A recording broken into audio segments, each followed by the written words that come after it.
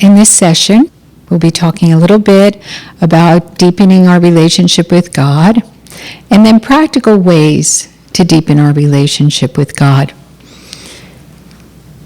The gift of centering prayer is not experienced in the prayer time itself, but in everyday life. So we don't look to receive something during the practice itself. Our focus is to return to the sacred word when engaged with thoughts as a symbol of our intention to consent to God's presence and action within. The presence and action of Christ within us is what we're saying yes to. So we just continue that process. And during the moments of our daily life, we see various things show up. Others may notice those things before we do ourselves. So it's not something that we're really looking for all the time. And there's no expectation in the prayer itself to get anything. So that kind of leaves a lot out too, so we don't have to be waiting. Like, am I going to get this, or I'm going to get that, or what am I going to get next time? Or this prayer was great and that prayer period was bad. No judgment. We don't want to have any judgment around it. So we just be free in our practice. And don't worry about what's happening or what we're getting or what we're not getting. Just trust. It's a development of deep trust in the presence of God. And any kind of trust takes a long time to develop. So just assume that this practice is going to develop over time. And as you move in time through daily practice, the maturity of the centering prayer practice finds you able to be present to the present moment, to be present to God in the present moment. So those are the types of things that you see happen in your daily life. And again, others may notice them before you do. Your spouse may say, gee, you're awfully tolerant. I can remember a long time ago when I was teaching an introductory course in New York, there was a man that came and he was kind of there, never said anything, never talked, but he came every week faithfully. And one day he mentioned to us, to the whole group, that his wife was very happy about centering prayer. Well, she wasn't part of the group and didn't even have a practice, but she felt that it had changed him so much and made him so available to her that she encouraged him to go every week. She said, don't stop this practice, please. We get along so much better now. Because he was grumpy when he came home from work before that. And he didn't really talk with her. But now he had changed. And he told us he never noticed it. He never noticed it until she said it. He didn't notice that he just felt he was who he was every other day. But she noticed the difference in him. So that's what I mean by others will notice it before you do. Some of the contemplative attitudes may show up in your life. The contemplative values of silence, solitude, simplicity, and service. So silence. You may be driving your car and not have the radio on. All of a sudden you appreciate the fact that you're in this little capsule and you don't have to have noise around you. You may not have your TV on all the time. And again, it's not something you do intentionally. Well, I'm going to practice silence, so I'm turning the car radio off. No, it just happens. Something about wanting or beginning to appreciate the silence, even if your centering prayer periods are kind of noisy with thoughts. Where you just do your intention to return and just consent to God's presence and action, not giving too much thought to the thoughts that are going on. So you don't want to start thinking about your thoughts. So silence and solitude, you may move. In solitude, sometimes we find ourselves wanting to pray a little more. wanting to understand who this is that you're in relationship with. So you may find yourself reading scripture or reading other spiritual journals. You may find yourself spontaneously praying, asking for help, thanking God for the beautiful day, or things like that. So that comes out of these moments of solitude. And then simplicity, letting go. Just letting go in everyday life. Being open to give and to receive in a simple way. Just letting go. Not getting so engaged in things. Not worrying if somebody cuts you off in the street. Not worrying if you're in the grocery store line and the person in front of you is not hurrying. Or if you go to the express checkout and there's someone there with not an express basket of groceries, that they have, 25 items instead of 10, and you find that you're not annoyed, and you just kind of hang out, you let go of it, you don't worry about it. So it begins to create spaces within your own being that you don't really have to quite engage in. Other than that, think about it. If you're in the grocery store line and this person is there in front of you with a whole order and you have the opportunity to just be still. Just to be still. And take a moment for yourself then. So all these little opportunities show up to encourage the quiet, to encourage the solitude, and to encourage simplicity. And then the last is service. And it's not by any means in any order.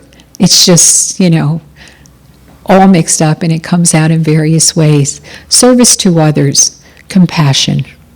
Compassion. We see ourselves in the poor. We hear the cry of the poor. We want to help. We want to give. And we don't necessarily expect anything in return. So that whole idea of cultivating compassion. And in that silence, it's being cultivated not with any kind of, you're not purposely practicing a particular thing. The unique thing about this centering prayer, as the obstacles to our relationship with God sort of disappear and go away, these gifts and things just spontaneously appear, so we don't have to look for it. We don't have to practice it as an intentional thing, like in our mind say, well, today I'm getting up, I'm going out, I'm going to be compassionate and understanding and loving to every single person I run into. You don't have to do it that way because it isn't a head trip. It isn't something that you make a resolution to do. It's something that happens spontaneously because it's already in you to have that kind of care and compassion. Compassion lives in us. It's there. So it comes out spontaneously when those obstacles to that grace disappear. So there's just a couple of things. Want to listen more. And it's a generous listening. It's not listening with sort of one ear and thinking, I really have to get out of here now. I'm really tired of this person. I don't want to talk to them anymore. It's listening with your full being to being, hearing, being present, not one foot out the door. Turn around. Pay attention to that sometimes. I've noticed that myself when I'm kind of moving around and I'm wanting to do something and someone starts to talk to me. Instead of turning toward them, I sort of keep walking and keep talking over my shoulder like this. That's not generous listening. Stop. Stop. Take a moment. Face them. What is it they have to say to you? So that generous listening is an opening of the heart as well. So what are the practical things that can keep us on this journey? Well, first and foremost, do the practice every day. Do centering prayer twice a day for 20 or 30 minutes. And really establish that practice. Make a commitment take the time to make a commitment to do it for at least 30 days. Because you can't make a judgment about centering prayer in one session. You know, you can do it one session and think, this isn't for me. Give it a chance. So allow yourself to make a commitment for maybe 30 days, and then, re-enlist for the next 30 days. We in this culture are little skittish about commitments. So it's another way to practice commitment, So I'll make a 30-day commitment, but I won't make a lifetime commitment. So you make your 30-day commitment, and every day you do your practice, morning and evening, when you can carve out a special time. And it's good to do that, to have a special time to do it regularly, and pay attention to it. Join a centering prayer group. It's always good to have a group supporting you when you're doing a centering prayer practice. Now you can look in your program, in the program packet that you're working with, and there's resources in the back of it.